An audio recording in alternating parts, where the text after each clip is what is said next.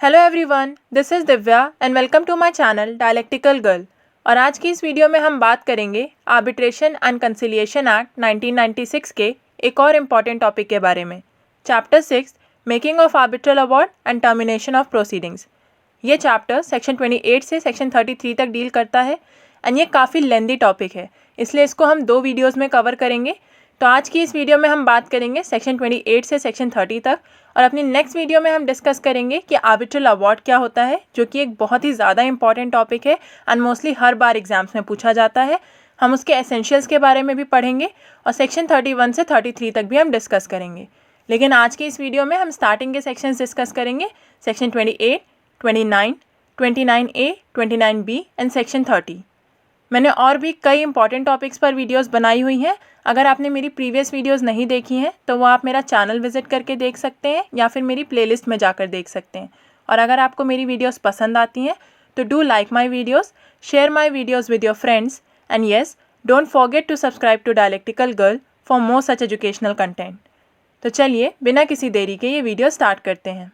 हमने अपनी previous video में आर्बिट्रेशन एंड कंसिलिएशन एक्ट 1996 के चैप्टर 5 को डिस्कस किया था, जो कि कंडक्ट ऑफ आर्बिट्रल प्रोसीडिंग से डील करता है। और उसी के कंटिन्यूएशन में हम आज चैप्टर 6 के बारे में बात करेंगे, जो कि making of arbitral award and termination of proceeding से डील करता है। इसके कुछ सेक्शंस को हम आज डिस्कस करेंगे, सेक्शन 28 टू सेक्शन 30।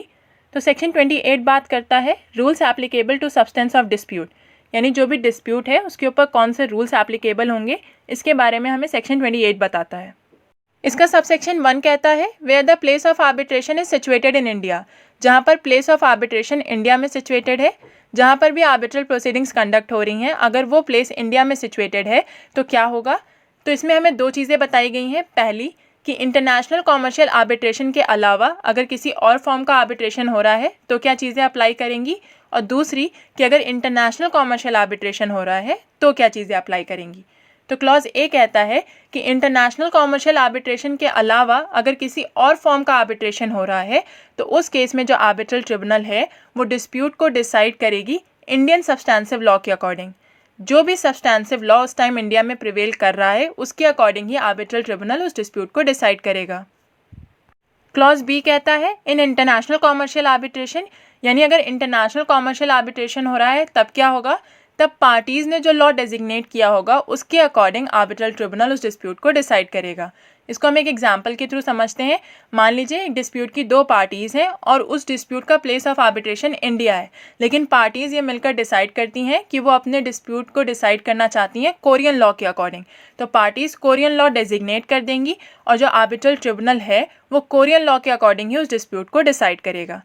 इसके साथ ही हमें एक और चीज़ बताई गई है कि अगर पार्टीज़ मिलकर कोई भी डेजिग्नेशन नहीं कर पाती हैं, यानी वो कोई भी डेजिग्नेशन करने में फेल हो जाती हैं, जो चीज़ हमें प्रीवियसली बताई गई थी कि पार्टीज़ मिलकर किसी एक पर्टिकुलर लॉ को डेजिग्नेट कर सकती हैं और फिर आर्बिट्रल ट्रिब्यूनल उसी के अकॉर्डिंग जो है वो उस डिस्प्यूट को डिसाइड करेगा। लेकिन अगर पार्टीज़ मिलकर भी किसी एक ऐसे डेजिग्नेशन पर नहीं आ पाती हैं, वो कोई पर्टिकुलर लॉ डिसाइड नहीं कर पाती हैं, तो उस केस में आर्बिट्रल ट्रिब्यूनल को केस के सर्कमस्टांसेस को देखते हुए जो भी रूल ऑफ लॉ एप्रोप्रिएट लगेगा वो उसे अप्लाई कर देगा। सेक्शन 28 का सबसेक्शन 2 कहता है the arbitral tribunal shall decide ex aequo et bono और as amiable compositeur only if the parties have expressly authorised it to do so.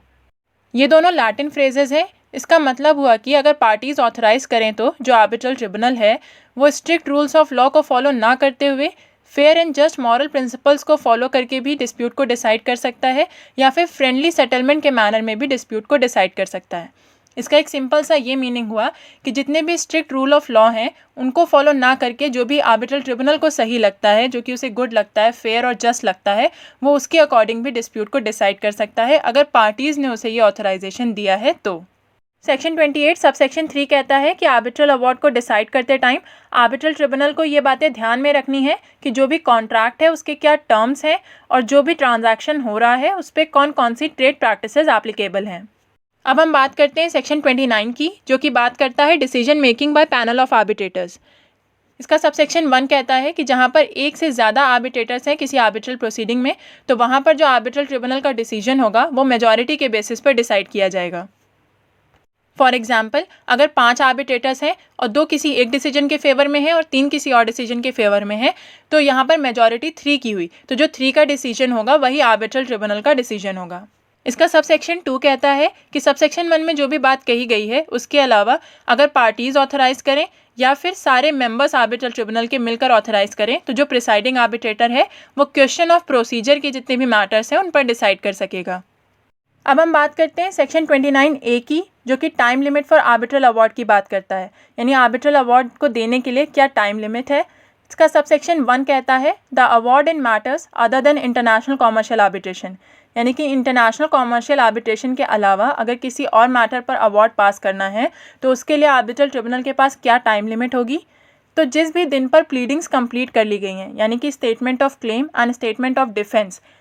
Clement और रिस्पोंडेंट द्वारा सबमिट कर दिए गए हैं, कंप्लीट कर दिए गए हैं, उस डेट के बाद से 12 मंथ्स का पीरियड होता है आर्बिट्रल ट्रिब्यूनल के पास अवार्ड पास करने के लिए। यानी कि जिस भी डेट पर प्लीडिंग्स कंप्लीट कर ली गई हैं उसके बाद से 12 मंथ का पीरियड है आर्बिट्रल ट्रिब्यूनल के पास कि वो उस 12 मंथ के पीरियड के अंदर जो भी अवार्ड है उसे पास कर दे। वो 12 मंथ का पीरियड एक्सीड नहीं कर सकता है। इस सबसेक्शन का एक प्रोविजो भी है जो कि इंटरनेशनल कॉमर्शियल आर्बिट्रेशन की बात करता है। हमने प्रीवियसली जो बात करी उसमें ये था कि इंटरनेशनल कॉमर्शियल आर्बिट्रेशन के अलावा अगर किसी मैटर पर अवार्ड देना है तो क्या कंडीशंस होंगी। अब हमें कहा जा रहा है कि अगर इंटरनेशनल कॉमर्शियल आर्बिट्रेशन के मैटर पर अवार्ड देना है तो क्या कंडीशंस फॉलो होंगी। तो ये भी सेम ही कंडीशंस है कि जिस भी डेट पर प्लीडिंग्स कंप्लीट होंगी उसके बाद से 12 मंथ्स तक का पीरियड होगा आर्बिट्रल ट्रिब्यूनल के पास अवार्ड पास करने के लिए। बस इसमें एक चीज़ और ऐड करी गई है कि जो आर्बिट्रल ट्रिब्यूनल है उसे जल्दी से जल्दी इस डिस्प्यूट पर अपना अवार्ड पास करना होगा। यानी 12 मंथ्स पीरियड तो उसके पास है, लेकिन उसे एक चीज़ और कही जा रही है कि जितना जल्दी हो सके उसे इस डिस्प्यूट पर अपना अवार्ड पास करना होगा। सेक्शन 29A का सबसेक्शन 2 कहता है कि जिस डेट पर आर्बिट्रेटर अपना ऑफिस होल्ड करता है उस डेट से लेकर 6 मंथ के पीरियड के अंदर अगर आर्बिट्रल ट्रिब्यूनल अवार्ड पास कर देता है तो फिर आर्बिट्रल ट्रिब्यूनल कुछ अमाउंट ऑफ एडिशनल फ़ी के लिए एंटाइटल्ड होगा जो कि पार्टीज़ द्वारा डिसाइड की जाएगी। यानी पार्टीज़ डिसाइड करेंगी कि आर्बिट्रल ट्रिब्यूनल कितने अमाउंट ऑफ एडिशनल फ़ी के लिए हकदार है, उसे कितने अमाउंट ऑफ एडिशनल फ़ी दी जानी चाहिए। सेक्शन 29A का सबसेक्शन 3 कहता है कि अगर arbitral tribunal prescribe period of time limit में आर्बिट्रल अवार्ड पास नहीं कर पाता है, यानी सबसेक्शन 1 में हमें बताया गया था कि उसे 12 मंथ्स के अंडर जो भी आर्बिट्रल अवार्ड है वो देना होता है, तो अगर वो 12 मंथ के अंडर आर्बिट्रल अवार्ड नहीं दे पाता है तो फिर पार्टीज़ की कंसेंट से उस 12 मंथ के पीरियड को एक्सटेंड किया जा सकता है, लेकिन उसे 6 मंथ से ज़्यादा एक्सटेंड नहीं किया जा सकता है। यानी कि अगर वो 12 मंथ्स का पीरियड एक्सपायर कर गया है और आर्बिट्रल ट्रिब्यूनल अपना अवार्ड नहीं दे पाया है तो उस पीरियड को 6 मंथ्स के लिए और एक्सटेंड कर दिया जाएगा अगर पार्टीज़ इस चीज़ के लिए अपनी कंसेंट देती हैं तो। सबसेक्शन 4 कहता है कि अगर अवार्ड 12 मंथ के पीरियड के अंदर नहीं दिया जाता है या फिर जो एक्सटेंडेड 6 मंथ का पीरियड है उसके अंदर भी नहीं दिया जाता है तो उस केस में क्या होगा। उस केस में आर्बिट्रेटर का जो मैंडेट है वो टर्मिनेट हो जाएगा, या फिर अगर कोर्ट ने उस पीरियड को एक्सटेंड कर दिया है तो फिर आर्बिट्रेटर का मैंडेट टर्मिनेट नहीं होगा। इसको हम और इजी वर्ड्स में समझते हैं कि हमारे पास 12 मंथ के पीरियड का टाइम था लेकिन हमने आर्बिट्रल अवार्ड नहीं दिया, उसके बाद पार्टीज़ की कंसेंट से उस पीरियड को एक्सटेंड करके 6 मंथ्स और बढ़ाया गया, लेकिन तब भी हमने आर्बिट्रल अवार्ड नहीं दिया। तो उस केस में क्या होगा। उस केस में अगर कोर्ट के द्वारा उस पीरियड को एक्सटेंड नहीं किया गया है तो आर्बिट्रेटर का मैंडेट टर्मिनेट हो जाएगा, और अगर कोर्ट ने पीरियड एक्सटेंड कर दिया है तो मैंडेट टर्मिनेट नहीं होगा। तो यहाँ पर हमें 2 सिंपल सी चीज़ें बताई गई हैं कि अगर एक्सटेंडेड पीरियड के बाद भी हम अवार्ड नहीं देते हैं तो उस केस में अगर कोर्ट ने पीरियड को और एक्सटेंड कर दिया है तो फिर जो आर्बिट्रेटर का मैंडेट है वो टर्मिनेट नहीं होगा, लेकिन अगर कोर्ट ने पीरियड को और एक्सटेंड नहीं किया है तो जो आर्बिट्रेटर है उसका मैंडेट टर्मिनेट हो जाएगा। इसके साथ एक प्रोविजो भी एडेड है जो कि कहता है कि इस सबसेक्शन के अंदर पीरियड को एक्सटेंड करते टाइम अगर कोर्ट ऐसा पाती है कि जो भी डिले हुआ है आर्बिट्रल प्रोसीडिंग्स में वो आर्बिट्रल ट्रिब्यूनल की वजह से हुआ है तो कोर्ट ये ऑर्डर कर सकती है कि जो आर्बिट्रेटर की फ़ीस है उसे रिडक्ट कर दिया जाए। अब ये रिडक्शन किस तरह से होगा कि मान लीजिए 12 मंथ्स का पीरियड क्रॉस हो गया, 6 मंथ्स का पीरियड भी क्रॉस हो गया, उसके बाद 6 मंथ्स का पीरियड क्रॉस होने के बाद 3 महीने और हो गए, तो हर महीने 5% तक की जो आर्बिट्रेटर की फ़ीस है वो रिडक्ट की जाएगी। तो यानी 3 महीने के लिए 15% ऑफ आर्बिट्रेटर्स फीस रिडक्ट हो जाएगी। इसको हम एक बार और समझते हैं कि जो भी पीरियड है उसको एक्सटेंड करते टाइम अगर कोर्ट को ऐसा लगता है कि जो भी डिले हुआ है आर्बिट्रल प्रोसीडिंग्स में वो आर्बिट्रल ट्रिब्यूनल की वजह से हुआ है, तो फिर कोर्ट ये ऑर्डर कर सकती है कि जो भी आर्बिट्रेटर या कई सारे आर्बिट्रेटर्स की फ़ीस है उसमें रिडक्शन कर लिया जाए। और ये रिडक्शन कैसे होगा कि जितने भी मंथ्स का डिले हुआ है तो पर मंथ 5% से ज़्यादा का रिडक्शन हम नहीं कर सकते हैं, 5% तक हम उसकी फ़ीस में से रिडक्ट कर सकते हैं। इसके साथ में 2 प्रोविजोज और हैं जो कि कहते हैं कि सब सेक्शन 5 के अंदर अगर कोई एप्लीकेशन पेंडिंग है तो आर्बिट्रेटर का जो मैंडेट है वो कंटिन्यू रहेगा जब तक कि वो एप्लीकेशन डिस्पोज ऑफ नहीं हो जाती। यानी कि अगर सब सेक्शन 5 के अंदर कोई एप्लीकेशन पेंडिंग है तो आर्बिट्रेटर का जो मैंडेट है वो टर्मिनेट नहीं होगा जब तक कि वो एप्लीकेशन डिस्पोज ऑफ नहीं हो जाती।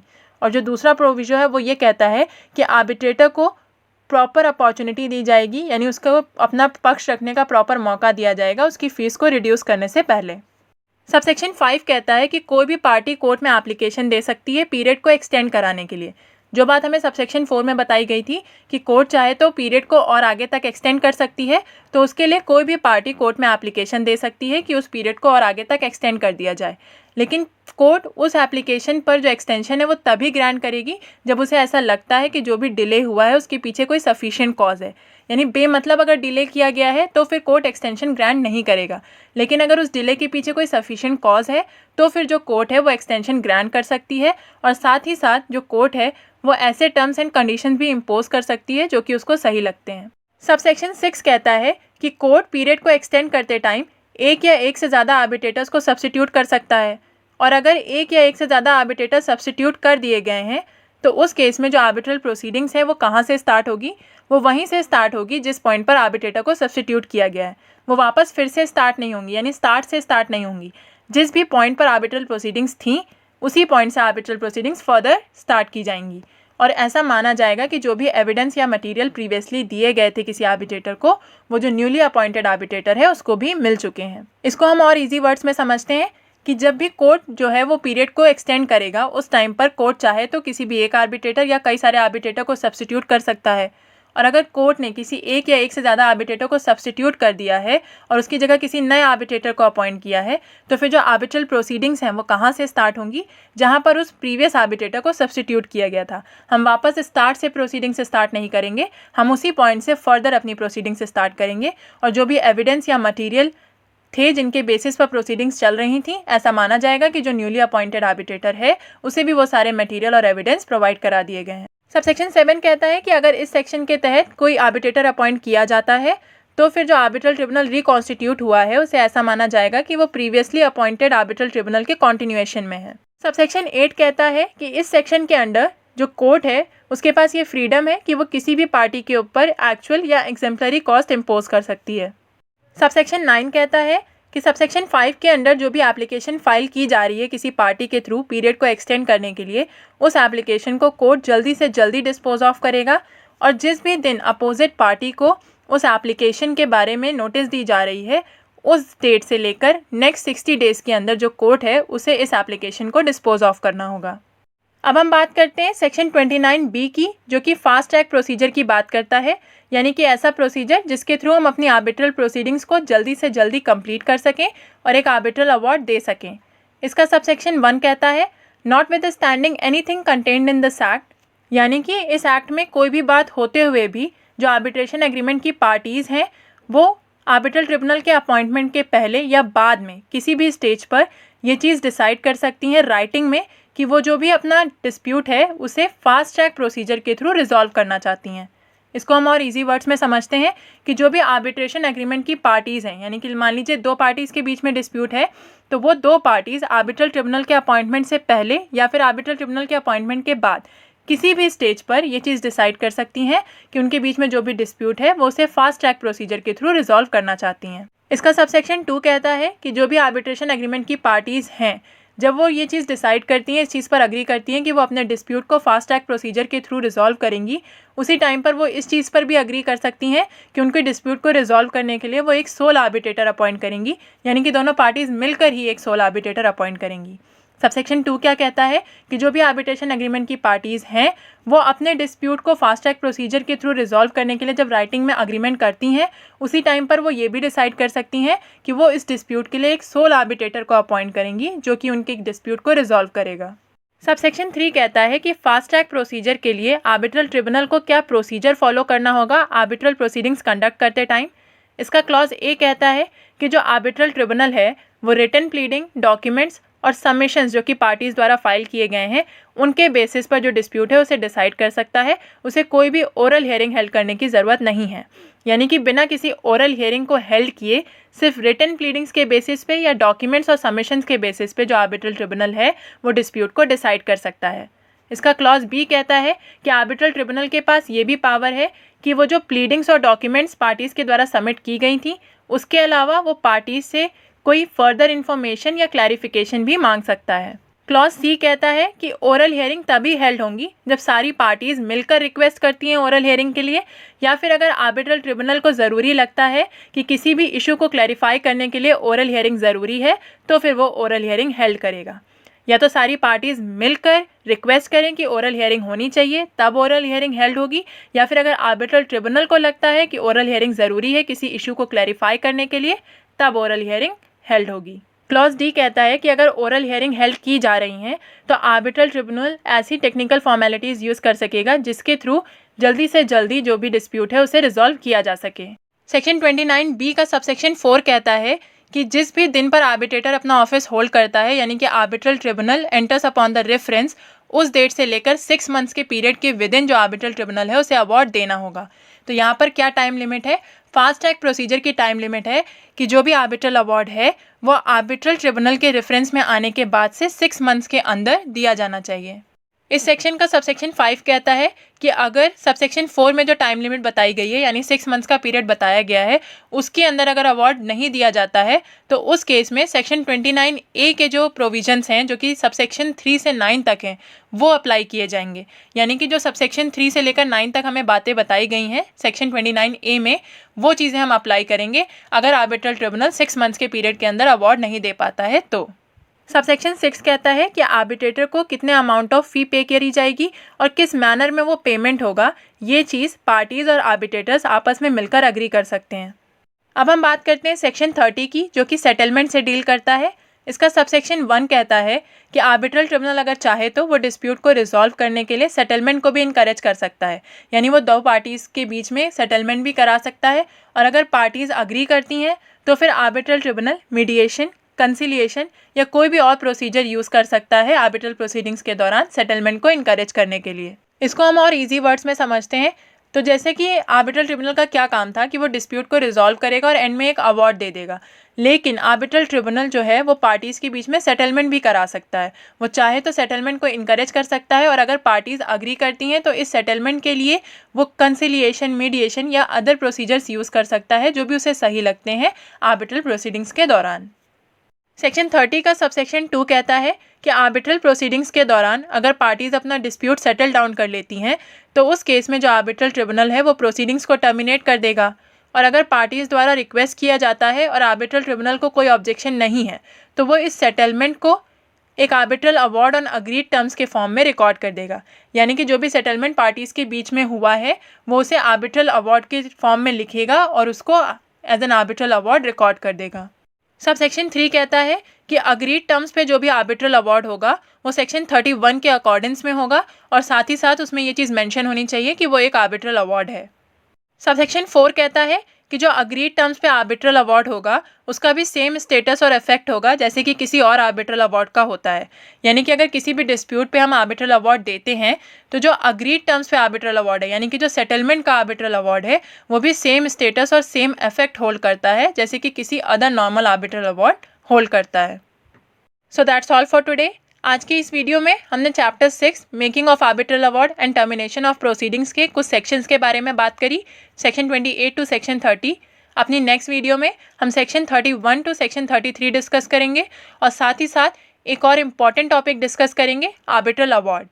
आई होप आपको आज की इस वीडियो के सारे पॉइंट्स अच्छे से समझ आए होंगे और क्लियर हुए होंगे। अगर आपको कोई भी क्वेरी है तो वो आप मुझे कमेंट सेक्शन में पूछ सकते हैं, और अगर आप चाहते हैं कि मैं किसी पर्टिकुलर टॉपिक पर वीडियो बनाऊं तो वो भी आप मुझे कमेंट करके बता सकते हैं।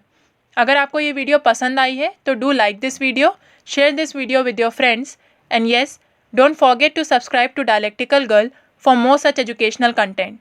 Thank you for watching.